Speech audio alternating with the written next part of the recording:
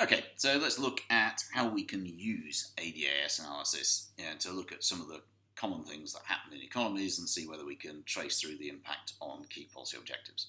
So let's suppose, let's take the simplest possible scenario. Let's suppose that there is a sudden increase in the overall level of consumer spending.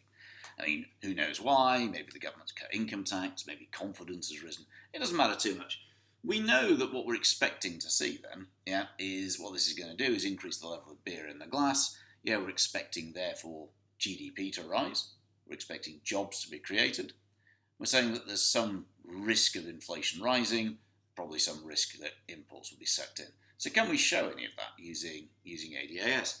And the answer is, well, yeah, of course we can. So here's our real level of GDP. There's the price level. There's our AS function. So whether an increase in consumption is likely to be favourable or not, depends on the state of the economy to start with. Is the glass close to full, or is the glass largely empty?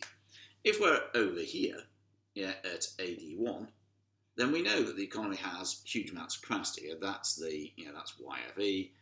That's one of the output gaps, that we talked about before. That's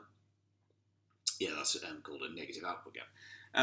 And what we can see is that if consumption was to increase, we know that AD is C plus I plus G plus X minus M. AD rises to AD2 with higher consumption. Then the economy can expand with only minimal amounts of inflation. There's lots of spare resources, lots of competition between firms. Therefore, if consumption rises, going back to our restaurant economy, the restaurant isn't going to need to increase its prices, nor does it want to. Obviously, as we approach full employment, as we said, as consumption continues to rise, or suppose we started where the economy was already close to capacity, so the economy was already, say at point X here, then an increase in consumption would be less favourable. Sure, you'd get some increase in GDP, but that would come at the cost of much, much higher inflation. You get a very significant increase in the overall price level. So therefore, we can see that ADAS allows us to show some simple things. That the impact of a sudden increase in consumption and whether it's advisable, for example, for the government to try to stimulate consumption depends on where we start. In recession, pretty good idea. Lots of spare capacity. The glass is half empty. If consumption rises, firms easily can meet that demand and there's no real upward pressure on prices. If the economy is close to capacity, less good idea. Let's take a second scenario. Obviously a reduction in consumption would do the opposite. Let's take a second scenario then. So let's suppose that there is a sudden increase in the overall level of investment. This is the first one that people tend to get wrong, because they forget that an increase in investment is part of aggregate demand. We know that aggregate demand is C plus I plus G plus X minus M. So if investment increases, then aggregate demand increases. In the real world, investment means building new IT systems, creating new factories.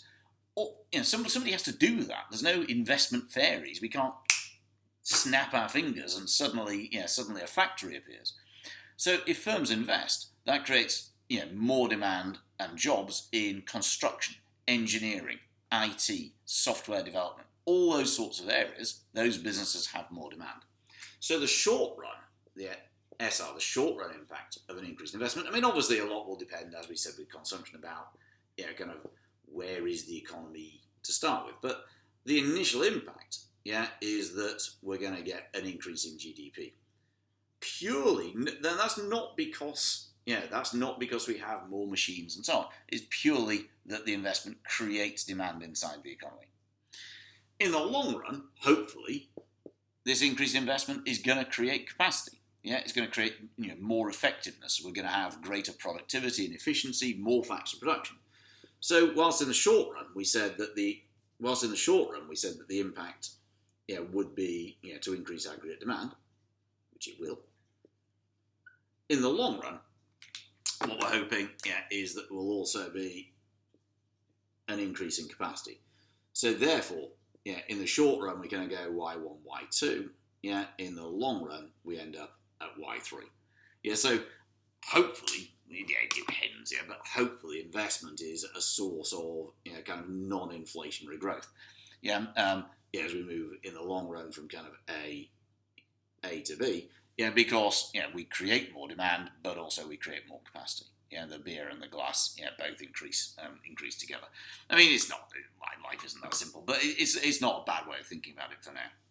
And finally, let's look at some sort of cost shock. That's a third common scenario. Let's suppose there is some sort of oil shock. What we said there again, we said there's no impact on the actual amount and quality of factors of production that we have, but it does impact on firms' costs. And this is any cost shock. So it doesn't have to be oil. We'd show an increase in VAT. We'd show in the same way. And what it does is everybody kind of says, well, aggregate demand is going to fall, and it does. But what's going to happen is the reason that aggregate demand falls is because of an increase in the price level. Therefore, we get a contraction in aggregate demand, not a shift. So the impact of our cost shock, is costs of businesses increase. We said probably the capacity of the economy isn't really affected. So originally the economy is in equilibrium at A. All of a sudden, business costs are increased. Price levels start to rise, and as a result of which, consumers' real incomes, real value of savings, the UK firms' ability to compete on world markets, all of these are reduced. So therefore, as the price level rises, there is a reduction in aggregate demand here, a contraction. AD falls from Y1 to Y2, as does equilibrium output. On the other hand, favourable changes like improvements in productivity, they will do the reverse. They would allow. I'll just do it quickly as a fourth scenario. So obviously that's bad news there because you've got both. You've got cost push inflation. You've got both inflation and falling GDP at the same time. Whereas in the noughties, there was this kind of what became known as the NICE decade, which stood for non-inflationary continual expansion, and this was linked to kind of rapid. China joined the WTO around the start of the century.